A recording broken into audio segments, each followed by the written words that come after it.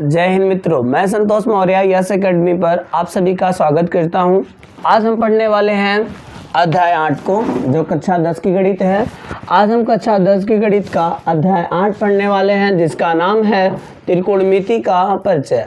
और ये हमारे बोर्ड पेपर में 12 नंबर में पूछी जाती है। तो आज हम जिन जिन टॉपिक को पढ़ने वाले हैं उन टॉपिक को मैंने पहले यहाँ से लिख दिया है पहले से ही। हम आज पढ़ेंगे त्रिकोणमिति का अर्थ, त्रिभुज के प्रकार, समकोण त्रिभुज, पाइथागोरस प्रमेय, लंब कर्ण और आधार में संबंध, त्रिकोणमिति अनुपात यानी कि sine cos tan cosec sec cot का जो हमारे 6 त्रिकोणमिति अनुपात हैं, इनका हमें यूज कैसे करना है, इनके बारे में आज हम जानकारी इकट्ठा करेंगे। और मोस्ट इम्पॉर्टेंट और फेवरेट टॉपिक जो हमारा है लाल बटे कक्का। ये ऐसा नाम है जो सुन के भी जिसको हंसी नहीं आनी होती वो आ जाती है कि लाल बटे कक्का। भाई कक्का क्या है? तो आज हम पढ़ेंगे लाल और कक्का, ये दोनों क्या हैं। लाल बटे कक्का ये मोस्ट इम्पॉर्टेंट ट्रिक होती है जिनसे हम अपने त्रिकोणमिति अनुपातों के जो मान होते हैं उनको हम अच्छे से क्या करते हैं, याद रख पाते हैं। तो आइए हम ज़्यादा बात ना करते हुए अपने टॉपिक पे चलते हैं। हमारा पहला टॉपिक है त्रिकोणमिति का अर्थ। तो आइए हम शुरू करते हैं। त्रिकोणमिति का अर्थ, अगर हम बात करें त्रिकोणमिति के अर्थ की, त्रिकोणमिति के अर्थ की, तो त्रिकोणमिति जो है दो शब्दों से मिलकर के बनी हुई है, त्रिकोण प्लस मिति। अगर आप त्रिकोणमिति को तोड़ेंगे तो वह 2 भागों में बटी हुई है, त्रिकोण प्लस मिति। अब आप इसका अर्थ जान लीजिए कि त्रिकोण का अर्थ होता है त्रिभुज, त्रिकोण का जो अर्थ होता है वह होता है त्रिभुज, और मिति का अर्थ होता है मापन। अगर हम कुल मिला जुला करके एक शब्दों में अगर हम बात करें तो जो त्रिकोणमिति का अर्थ होता है, त्रिकोणमिति का पूरा अर्थ होता है त्रिभुज का मापन, त्रिभुज का मापन। ठीक है। अगर अब से आपसे कोई पूछे कि बताइए त्रिकोणमिति का क्या अर्थ होता है, तो आप कहेंगे त्रिकोणमिति का अर्थ होता है त्रिभुज का मापन। अब मापन से आप ये जान ही गए होंगे कि मापन का मतलब होता है मापना। अब मापना किसको है? तो त्रिकोणमिति में कुछ त्रिभुज होंगे जिनके बारे में हमें पढ़ना है। वैसे तो त्रिभुज बहुत सारे होते हैं, लेकिन त्रिकोणमिति में हमें जो क्या है कि केवल एक ही त्रिभुज के बारे में ज़्यादातर अध्ययन करना होता है। उस त्रिभुज का नाम है समकोण त्रिभुज। जैसा कि मैंने लिखा हुआ है कि त्रिभुज के प्रकार के बारे में, तो यहाँ पे उसका यूज़ तो नहीं है, लेकिन आप जान लीजिए कि त्रिभुज कितने प्रकार के होते हैं। अगर बात किया जाए त्रिभुज की, तो त्रिभुज जो है, त्रिभुज को हम एक हमारा होता है समकोण त्रिभुज, एक होता है समकोण त्रिभुज। फिर से दूसरा हमारा जो त्रिभुज होता है वह होता है समबाहु त्रिभुज, समबाहु त्रिभुज। फिर एक त्रिभुज होता है जिसका नाम होता है समद्विबाहु त्रिभुज, समद्विबाहु त्रिभुज। और एक होता है त्रिभुज जो हमारा होता है विषमबाहु त्रिभुज, विषमबाहु त्रिभुज। जब हम आप लोग त्रिभुज का अगर जो 6वां चैप्टर है त्रिभुज, अगर आप लोगों ने वह पढ़ा होगा तो आपको पता होगा कि त्रिभुज जो है समकोण त्रिभुज क्या है, समबाहु त्रिभुज क्या है, समद्विबाहु त्रिभुज क्या है, विषमबाहु त्रिभुज क्या है। समकोण त्रिभुज किसे कहते हैं? अगर हम हल्का फुल्का इसको इंट्रोडक्शन इसका करा दें आपको, तो समकोण त्रिभुज वह होता है यानी कि जिसमें एक कोण 90 डिग्री का हो, उसको हम क्या कहेंगे, समकोण त्रिभुज कहेंगे।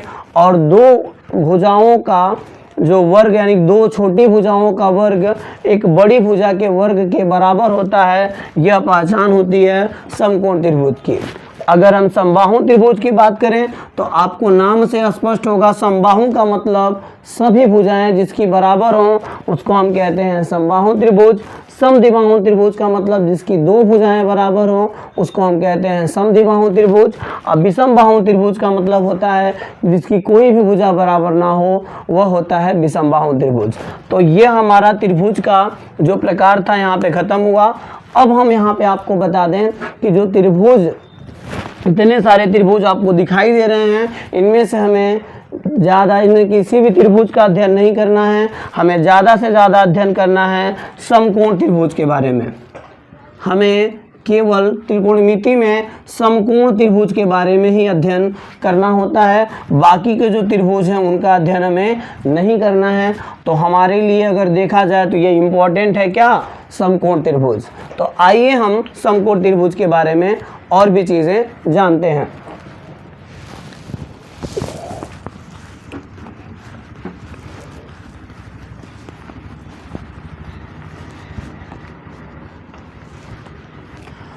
हम जानते हैं समकोण त्रिभुज। समकोण त्रिभुज कैसा होता है, उसकी आकृति कैसी होती है, इसके बारे में आइए हम जानते हैं। देखिए, मैंने अभी भी बताया कि वह त्रिभुज जिसमें एक कोण 90 डिग्री का हो, एक कोण 90 डिग्री का हो और दो छोटी भुजाओं का वर्ग बड़ी भुजा के वर्ग के बराबर हो, तो उसको हम कहते हैं समकोण त्रिभुज। तो आप देख सकते हैं कि यहाँ पे जो कोण बन रहा है वो बन रहा है 90 डिग्री, और यानी कि इन दोनों भुजाओं का वर्ग करके अगर जोड़ दें हम तो यह बड़ी भुजा के बराबर आएगा। तो दोस्तों यह हमारा जो है वो क्या है, समकोण त्रिभुज है। यह हमारा जो फिगर बना हुआ है वो किसका फिगर है, समकोण त्रिभुज का फिगर है। अब हमने कहा कि दो छोटी भुजाओं का वर्ग करके एक जोड़ दिया जाए तो बड़ी भुजा के वर्ग के बराबर आ जाएगा। तो आपको ये बात पल्ले नहीं पड़ रही होगी कि हमने ये क्या कहा है, तो आप समझ लीजिए। पहले अगर हम इस त्रिभुज का एक नाम दे दें, अगर हम नाम दे दें तो यह नाम यहाँ पे ए दे दें, इसका नाम बी दे दें, इसका नाम अगर हम सी दे दें, तो अब ध्यान से समझिएगा। जो ये लाइन होती है, मैं अपनी बात आगे बता रहा हूँ कि मैंने जो कहा है कि दो छोटी भुजाओं का वर्ग एक बड़ी भुजा के वर्ग के बराबर होता है, वो कैसे होता है मैं आगे अभी आपको बता रहा हूँ। फिलहाल आप ये जानिए कि यह जो लाइन इस तरह से खड़ी है, इस लाइन को हम, यानी कि जो लंबवत लाइन खड़ी है उसको हम लंब बोलते हैं। जिस लाइन की वजह से यह पूरी आकृति टिकी हुई है, यानी कि उसको हम आधार बोलते हैं। और जो सबसे बड़ी लाइन है उस लाइन को हम कर्ण बोलते हैं। ठीक है, ये बात समझ में आई है कि यानी कि जो लाइन लंबवत खड़ी है वो लंब है, जिसकी बदौलत यह पूरी आकृति टिकी हुई है वो आधार है, और इस आकृति की जो सबसे बड़ी भुजा है वह कर्ण है। अब मैं आपको एक इंटरेस्टिंग चीज़ बताता हूँ, ध्यान से समझिएगा। एक इंटरेस्टिंग चीज़ ये क्या है कि एक बार क्या रहता है कि दो लड़के रहते हैं, ध्यान से समझिएगा मेरी बात को, कि दो लड़के रहते हैं, दो लड़के हैं, मैंने दो लड़कों को यहाँ पे बना दिया। अब इन लड़कों को यहाँ पर कोई एक स्थान है वहाँ जाना होता है। जैसे मान लीजिए यहाँ पर कोई एक स्थान है, यहाँ पे इनको पहुँचना है। किनको पहुँचना है? इन दोनों लड़कों को। तो एक लड़का क्या किया, यहाँ से अपनी यात्रा को शुरू किया और यहाँ से फिर अपनी यात्रा को इधर ऊपर की तरफ गया और इस स्थान पे पहुँच गया। दूसरे वाले लड़के ने देखा कि भाई ये तो रास्ता बहुत लंबा है, पहले हम इधर से यहाँ जाएं फिर यहाँ से यहाँ जाएं, नहीं ये रास्ता ठीक नहीं है, हम कुछ और करते हैं। तो दूसरे लड़के ने क्या किया, कहा कि क्यों ना हम शॉर्टकट मार दें। आप लोग भी करते होंगे ना कभी कभी, तो ये कहा कि हम शॉर्टकट क्यों ना मार दें। तो दूसरा लड़का थोड़ा स्मार्ट है, चालाक है वो, तो वो कह रहा है कि इसका हम शॉर्टकट मार दें। तो ये यहाँ से इस स्थान को देखा और यहीं से यहाँ तक आ गया। अब भाई दोनों तो वहाँ स्थान पे पहुँच गए। अब पहला लड़का जो काफ़ी मेहनत करके यहाँ से यहाँ तक, यहाँ से यहाँ तक गया था, तो वह कहा कि भाई ये मान्य नहीं होगा, हम ऐसे घूमते घूमते आए हैं, तुम डायरेक्ट आ रहे हो, ये मान्य नहीं होगा। तो ये फैसला एक बुजुर्ग के हाथ में गया, एक बुजुर्ग के हाथ में गया जिसका नाम है पाइथागोरस। अब ध्यान से समझिएगा इस कहानी को। ये फैसला करने का जो निर्णय, ये इस फैसले का जो निर्णय करना था, वो दोनों बच्चे पहुँचे पाइथागोरस जी के पास। वो बच्चे कहें कि बताइए बाबा कि ये चीज़, ये हम यहाँ से यहाँ ऐसे गए हैं और ये जो है सीधे 60 काट आ गया है। अब बताइए कि कौन ज़्यादा दूरी तय किया है, मेहनत ज़्यादा कौन किया है, और किसका जो है तरीका लीगल है। तो पाइथागोरस ने बहुत विचार करने के बाद कहा कि तुमने जो रास्ता चुना है वो भी सही है और इसने जो चुना है वो भी सही है। तो अंतिम में यह निर्णय हुआ कि चाहे आप ऐसे घूम करके यहाँ पे पहुँचें और चाहे आप शॉर्टकट घूम करके यहाँ पे पहुँचें, यानी कि दोनों की दूरी बराबर मानी जाएगी। बात समझ में आ रही है आपको? यानी कि यहाँ से चली गई यहाँ तक की दूरी और यहाँ से यहाँ तक की चली गई दूरी, यहीं पे पहुँचे आप, और यहाँ से आपने डायरेक्ट यहीं पे भी आप यहीं पे पहुँचे हैं। अगर आप यहाँ से चलना प्रारंभ करेंगे तो अभी भी आप यहीं जाएंगे, और यहाँ से ऐसे चल करके यहाँ जाएंगे तभी भी आप यहीं जाएंगे। तो पाइथागोरस ने यह निष्कर्ष निकाला कि ये वाली दोनों दूरी, और चाहे जाइए यहाँ से चल करके आप यहाँ आइए और यहाँ से चल करके आप यहाँ आइए, तभी भी बात वही है, और आप यहाँ से चल करके यहाँ आ जाएंगे तभी भी बात वही है। तो यानी कि इनके कहने का मतलब यह हुआ कि ये जो आधार है, अभी भी मैंने बताया, ये लाइन जो आधार है और ये लंब है, अगर इन दोनों का वर्ग कर दिया जाए तो बराबर आ जाता है कण के। और ये बात सबसे पहले कौन बताया था? ये बात सबसे पहले बताए थे पाइथागोरस। तो वह जो है यूनान के जो है गणितज्ञ थे और इन्होंने ही सर्वप्रथम इस बात को बताया था। अतः यहाँ से एक प्रमेय बनता है जिस प्रमेय को हम कहते हैं पाइथागोरस प्रमेय। तो आइए हम जानते हैं कि आखिर वो पाइथागोरस प्रमेय क्या था। पाइथागोरस प्रमेय, पाइथागोरस प्रमेय, पाइथागोरस प्रमेय। पाइथागोरस ने जो प्रमेय दिया उसके बारे में हम पढ़ लें। तो पाइथागोरस कहते हैं कि कण का स्क्वायर, ध्यान से समझिएगा इस बात को, पाइथागोरस ने बताया कि कण का स्क्वायर बराबर होता है लंब के स्क्वायर प्लस आधार के स्क्वायर के। ये बात कौन बताया है? पाइथागोरस बताए हैं। अब ये अगर आपसे कोई पूछे कि पाइथागोरस प्रमेय क्या है, तो आप कहेंगे कण का स्क्वायर बराबर लंब का स्क्वायर प्लस आधार का स्क्वायर। इसी को हम कहते हैं क्या? पाइथागोरस प्रमेय। इसको क्या कहते हैं हम? इसको हम कहते हैं पाइथागोरस प्रमेय। अब यह प्रमेय अगर पाइथागोरस ने दे दिया तो हम अपनी सुविधा अनुसार इस प्रमेय को अलग अलग अपनी ज़रूरत के हिसाब से तोड़ सकते हैं। अगर मान लीजिए अगर हम इसको तोड़ दें तो यहाँ से हम लिख सकते हैं लंब का स्क्वायर बराबर, लंब का स्क्वायर बराबर हम लिख सकते हैं कण का स्क्वायर माइनस आधार का स्क्वायर। अगर फिर से अगर हम कण हो गया, लंब हो गया, अगर आधार की बात करें और ये जो प्रमेय है वो आधार की फॉर्म में क्या होता है? तो आधार की फॉर्म में होता है कण का स्क्वायर माइनस लंब का स्क्वायर।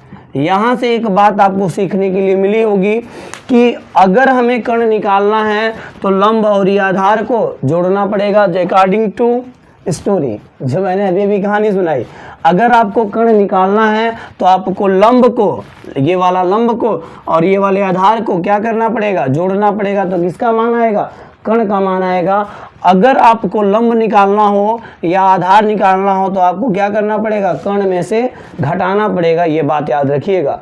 और एक बात और मैं आपको बता दूं कि लंब कण और आधार में, लंब कण और आधार में कण जो होता है हमेशा फिक्स होता है।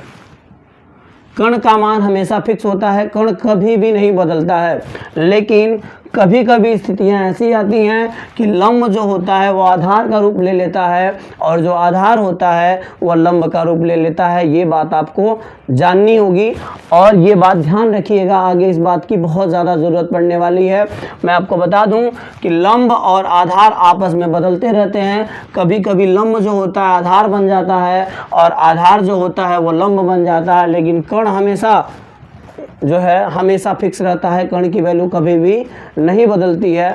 और जो मैंने आपको बात बताई थी वह मैंने ये यहाँ पे सिद्ध कर दी कि दो छोटी भुजाओं का वर्ग देख लीजिए एक बड़ी भुजा के वर्ग के बराबर होता है। तो अब हम पढ़ेंगे, ये सारी चीज़ें हमारी कवर हुई। अगर आपको स्क्रीनशॉट लेना है इन सब चीज़ों का तो आप ले लीजिए। आइए हम आगे बढ़ते हैं, आगे बढ़ते हैं हम।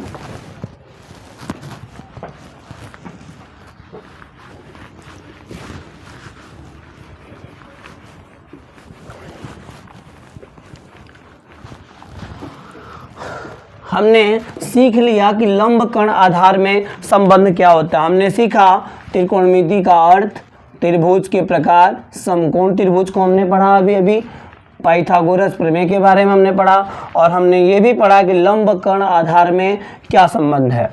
अब हम बात करते हैं त्रिकोणमिति अनुपात, यानी कि ध्यान दीजिएगा त्रिकोणमिति अनुपात यानी कि sine cos tan cosec sec cot, ये क्या होता है? ये हम जान लीजिए कि यह त्रिकोणमिति के वो स्तंभ हैं जिनके बिना त्रिकोणमिति क्या है, अधूरी है। और जो भी हम साइन, जो भी हम लंब कर्ण आधार, जो भी हम यहाँ से इसके बारे में पढ़ेंगे या जहाँ भी हम त्रिभुज का मापन करेंगे उसके लिए इन सभी चीज़ों की हमें क्या पड़ेगी, ज़रूरत पड़ेगी। अब सोच रहे होंगे कि इसकी ज़रूरत क्या है, तो अच्छा ये बताइए, अगर हम आपसे कह दें कि एगो पाइप दे दें हम आपको और कहें कि इसको नापिए, तो आप कहेंगे भाई नापने के लिए एक फीता लाइए या इंची टेप लाइए या तो मीटर लाइए। कुछ पैमाना मानेंगे कि नहीं मानेंगे? क्या ऐसे ही नाप लेंगे? कैसे नापेंगे? बित्ता से? तो वैलिड होगा वो? नहीं होगा ना। तो आपको ज़रूरत पड़ेगी मापने की कि नहीं ज़रूरत पड़ेगी? जाहिर सी बात है मापने के लिए कोई एक माध्यम की ज़रूरत पड़ेगी। अगर हम आपसे कह दें कि बताइए, आप बताइए कि अगर आपको जो है अगर रख दिया जाए, दूध दे दिया जाए, पानी दे दिया जाए, कहा जाए कि ये जो है बेचिए, तो क्या करेंगे? लीटर, मिलीमीटर या चाहे कोई तो पैमाना लेंगे ना मापने के लिए कि अजूरी उधर के देंगे। हमारे गांव देहात की भाषा में इसको ये बोलते हैं ना, अंजुली। अब बताइए ऐसे तो नहीं देंगे ना। तो हर एक चीज़ के मापन की एक प्रक्रिया बनाई गई है। तो वैसे जो त्रिभुज है, जो समकोण त्रिभुज हम यहाँ पे पढ़ रहे हैं, उनको ठीक ठीक मापने के लिए, उनके बारे में अध्ययन करने के लिए इन चीज़ों के बारे में जानना जरूरी है। यह वो माध्यम है जो त्रिभुज यानी कि जो समकोण त्रिभुज है उसका ठीक ठीक तरीके से मापन करते हैं। ठीक है, तो अब हम यहाँ पे जान चुके हैं कि यह साइन कॉस टेन क्या यूज है इनका।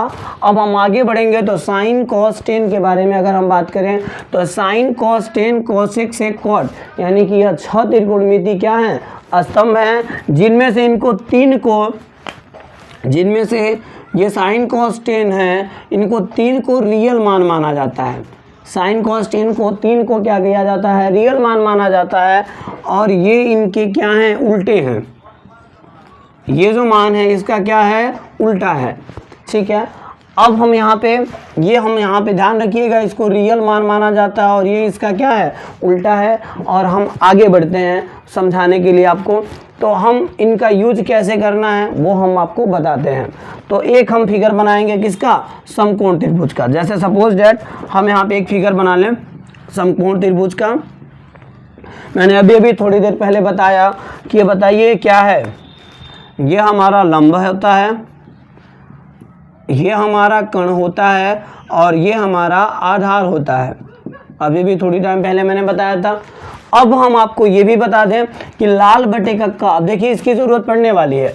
तो लाल बटे कक्का को आप यहाँ पे लिख लीजिए, LAL KA,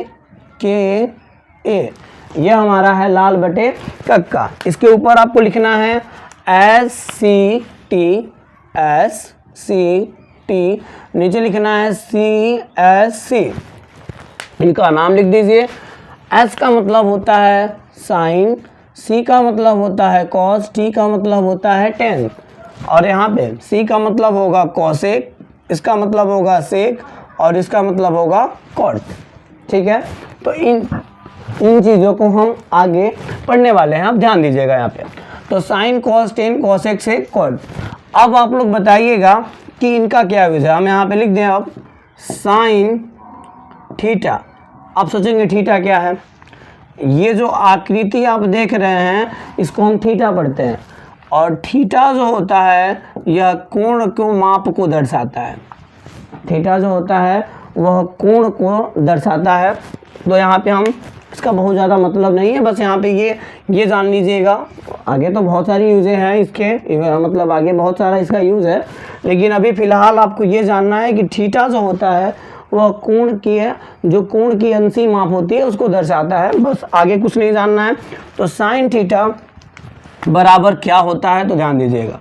तो साइन कहाँ पे है हमारा ये, और ये यल है और ये क्या है के है। तो यल का मतलब हम आपको लिख दें यहाँ पे, एल का मतलब होता है लंब, के का मतलब होता है कर्ण, और ए का मतलब होता है आधार। ठीक है, तो बताइए साइन थीटा बराबर आपको क्या दिख रहा है। साइन थीटा बराबर यहाँ पे बटे लगा दें हम, तो लाल बटे यानी कक्का यहाँ पे लिखा हुआ है, तो यल बटे के, यानी कि साइन थीटा बराबर आ रहा है हमारा यल बटे के। फिर ऐसे ही यल का मतलब लंब और के का मतलब कर्ण। ठीक है, तो साइन थीटा बराबर क्या आ गया, लंब बटे कर्ण। अगर आपसे ऐसे कोई पूछे कि कॉस थीटा बराबर क्या होगा, कॉस थीटा बराबर, तो कॉस थीटा बराबर ए बटे के, यानी कि ए बटे के का मतलब आधार बटे कर्ण। इसका क्या मतलब हुआ, आधार बटे कर्ण हुआ इसका मतलब। अब बताइए बारी है अब टेन की, तो यानी कि यहाँ पे लिख दें हम टेन थीटा। तो टेन थीटा बराबर क्या होता है, देख लीजिए, यल बटे ए, यानी कि लंब बटे आधार, लंब बटे आधार। तो ऐसे साइन कॉस टेन का निकल गया। अब हमें निकालना है कॉसेक से कॉट का। ध्यान दीजिए, यहाँ पे हम लिख दें कॉसेक थीटा। तो बताइए कॉसेक थीटा बराबर आपको क्या दिख रहा है, के बटे यल, यानी कि जब ऊपर का लिए हैं हम तो ऊपर से काउंट करेंगे, नीचे का लेंगे तो हम नीचे से काउंट करेंगे। तो नीचे क्या है, के है, बाद में क्या है, यल है। तो हम यहाँ पे लिख दें कॉसेक थीटा बराबर के बटे एल, के का मतलब कर्ण और यल का मतलब लंब। अब यहाँ पे आगे समझेंगे हम। फिर क्या है हमारा सेक थीटा, तो यहाँ लिख दें हम सेक थीटा। सेक थीटा बराबर क्या दिख रहा है हमको, के बटे ए, के बटे ए दिख रहा है हमको।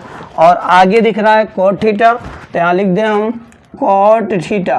तो कॉट थीटा बराबर हमको दिख रहा है ए बटे एल, तो यहाँ पे हो जाएगा ए बटे एल। तो ये हमारे सभी मान हैं, इनको याद रखिएगा, इनकी बहुत ज़रूरत पड़ेगी। अगर आपको ये याद ना हो तो आप कहीं भी ऐसे लिख लीजिएगा, लाल बटे कक्का, ऊपर लिखिएगा या सी टी, नीचे सी एस सी। अब बताइए कि इतना ज़्यादा लिखने की ज़रूरत नहीं है आपको। कोई पूछे साइन थीटा बराबर तो कहेंगे एल बटे के, कॉस थीटा बराबर ए बटे के, टेन थीटा बराबर यल बटे ए। आगे कहा जाए कॉस थीटा बराबर यानी कि के बटे यल, यानी कि कर्ण बटे लंब, सेक थीटा बराबर कर्ण बटे आधार, कॉट थीटा बराबर आधार बटे लंब। तो बस केवल अगर आपको ये ध्यान में आ गया, अगर आपने इस चीज़ को ध्यान में रख लिया तो आपको ये इतना बड़ा चीज़ याद रखने की ज़रूरत नहीं पड़ेगी। ये था हमारा लाल बटे कक्का। अब एक टॉपिक और रह गया, मैं उसको बता दूं, और आज में का जो है, आज यहीं के बाद क्लास को हम ओवर कर देंगे। एक टॉपिक जो रह गया है उसको हम बता दें कि उल्टा क्या होता है, मैंने अभी भी बताया, तो उसके बारे में हम लिख दें यहाँ पे। ये लाल बटे कक्का से ये भी निकलता है, ध्यान से समझिएगा। लाल बटे कक्का से ये भी निकाला जाता है। जैसे अभी थोड़ी देर पहले मैंने बताया, यहाँ पे मैंने लिखा था साइन थीटा बराबर, अगर कोई पूछे आपसे क्या होता है, तो मैंने बताया था कि 3 रियल मान होते हैं, साइन कॉस टेन, और वो उल्टा होता है कौन, कॉसेक से कॉट। तो साइन थीटा बराबर अगर कोई पूछे आपसे, तो साइन थीटा का उल्टा होता है 1 बटे कॉसेक थीटा, 1 बटे कॉसेक थीटा। अगर आपसे कोई पूछे कि कॉसेक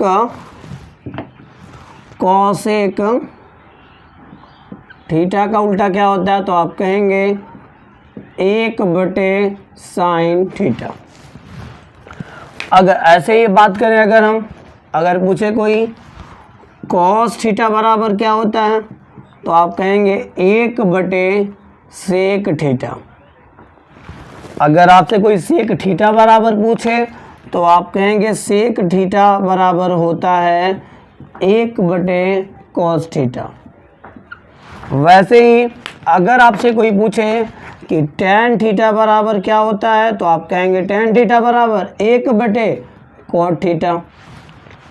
अगर cot थीटा बराबर, ये सभी मान जो है यहाँ पे उल्टे हैं, इन मान को हमें ध्यान रखना है। कोई पूछे sin थीटा बराबर 1/cosec थीटा, cosec थीटा बराबर 1/sin थीटा, cos थीटा बराबर 1/sec थीटा, और sec थीटा बराबर 1/cos थीटा, और tan थीटा बराबर 1/cot थीटा, तो cot थीटा बराबर 1/tan थीटा। ये सारी चीज़ें आपको याद रखनी है। और एक मोस्ट इम्पॉर्टेंट फार्मूला हम यहाँ पे बता दें जिसकी बहुत ज़्यादा ज़रूरत पड़ती है यहाँ पे, इसको आप नहीं भूलिएगा।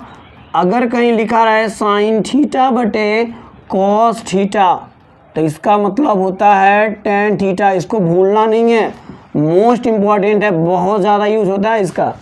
अगर कहीं लिखा रहे कि cos थीटा बटे sin, वीडियो बीच में ही रुक गई थी। हम बात कर रहे थे cos थीटा बटे sin थीटा का, तो cos थीटा बटे sin थीटा बराबर होता है cot थीटा। ये दोनों फार्मूले जो हैं मोस्ट इम्पॉर्टेंट हैं, आपको ये दोनों फार्मूले ध्यान रखने हैं। तो आज के लिए बस इतना ही, मिलते हैं नेक्स्ट वीडियो में नेक्स्ट टॉपिक के साथ।